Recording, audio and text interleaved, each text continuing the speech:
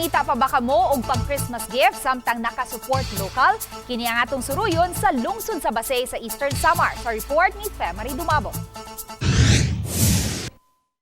Dinhi sa yano nga lungsod sa Basay, Eastern Samar, sa usa sa mga barangay niini sa Basiaw, makadapit sa imong pagtagad, kining gitawag nga Saob Cave. Usa na kini sa mga tourist destination sa Eastern Samar. Dinhi makita mo ang nagkalinlaing rock formation. Adunay sasamag na pormang mga hayupan ug ganay ilang wishing well nga naporma og footprint. Nga matod pa, footprint kini sa usa ka higante. Gawas nga tourist destination kini. Madapit usabang imong pagtagad niining kababayin-an nga naghabi sugod sa Lunes hangtod Domingo. Mga banig, mahimo usab mga bag, tsinelas, pitaka ug daghan pa nga mainindot kayo nga pangregalo ilabi na ning Pasko. Ang kababayin-an naghabi nga sakop sa Basiaw Native Weavers Association o Banwa. Since pa nung aming mga kanununuhan kasi ako natuto ako galing sa nanay ko. 6 na taon gulang ako, grade 1. So, nag-umpis na ako mag-wave. Parang kayo dito yung parang weaving capital ng Eastern Yes, oo. Inorient kami as association ng aming tourism officer ng Basay, si Ma'am Evangelina Ritaga. Inorient kami, naggawa ng asosasyon.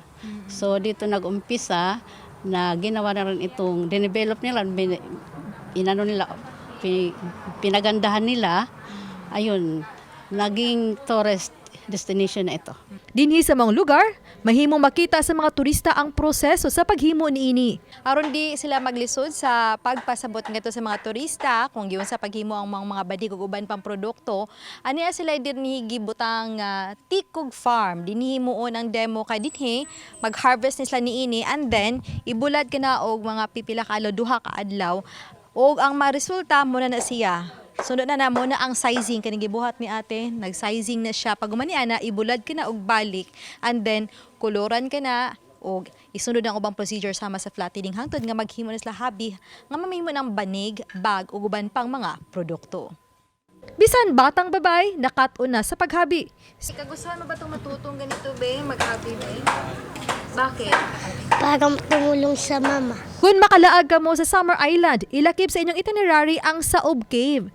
Kay malingaw ka na sa mga rock formations, makasinati ka pa sa kuti nga paghabi ug makatabang pa usab sa negosyo sa mga kababayin-an. Obani Cleofer Lumayog ug Edward Tubilan. Femari Dumabok. GMA Regional TV Live.